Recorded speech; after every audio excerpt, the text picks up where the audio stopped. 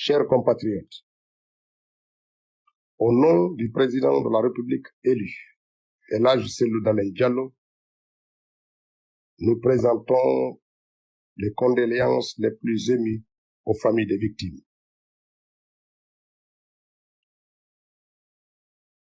Depuis quelques jours, nous assistons à une déferlante inimaginable de scènes de violence et de barbarie orchestrées par des hommes protégés par Alpha Condé et exécutés par les agents de forces de défense et de sécurité sur les paisibles populations qui n'aspirent qu'à plus de démocratie, de liberté et de bien-être.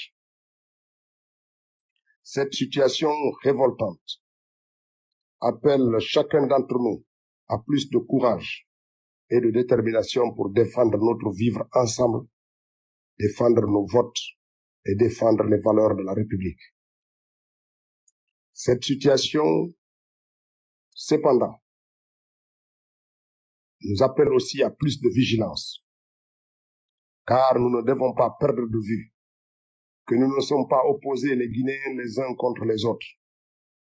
Ce n'est pas non plus un combat d'une ethnie contre une autre ethnie. Aucune ethnie guinéenne, Malinké, Peul, Soussou, Forestière, ne doit se sentir visée par la lutte que nous menons.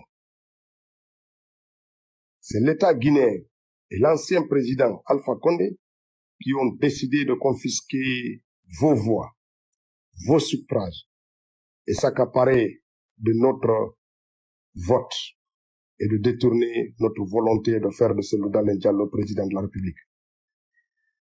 C'est contre cela que nous nous battons, contre ceux qui, au mépris du droit, au mépris du bon sens, au mépris des principes démocratiques, veulent s'imposer sur notre volonté de changement. Cela n'est pas acceptable et ne saurait l'être.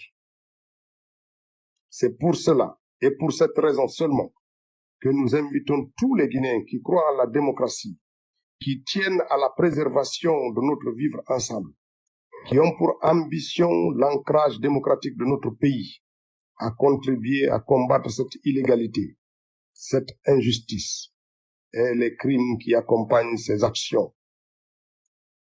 Les Guinéens de Yomu à Koundara, de Télémélé à Sigiri, doivent continuer à se mobiliser, chacun avec son pouvoir et dans le cadre du respect des lois de la République pour défendre leur volonté. N'acceptons pas la division.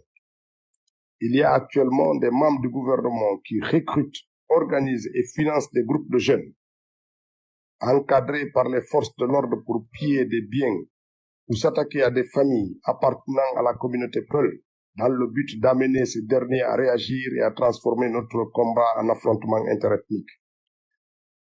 Ils se sont également livrés à la création de nombreux comptes sur Facebook avec des patronymes d'une communauté qui s'attaque à une autre pour conforter les uns et les autres que ce sont des communautés qui s'affrontent dans notre pays. Tantôt, c'est des comptes attribués à des patronymes malinqués qui s'attaquent à des Peuls ou des Malinqués Soussou qui s'attaquent à des forestiers ou des Peuls qui s'attaquent à des Malinqués.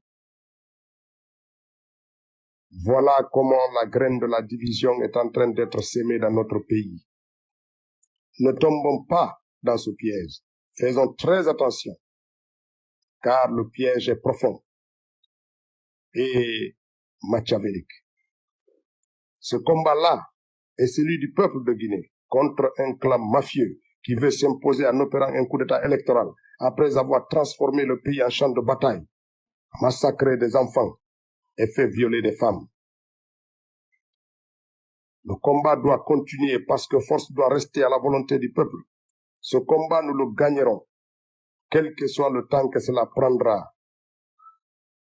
Parce que rien, je dis bien rien, ne pourra s'opposer à la volonté que le peuple de Guinée a exprimée le 18 octobre 2020 dans les urnes et qui fait de Cellou Dalein le président de la République.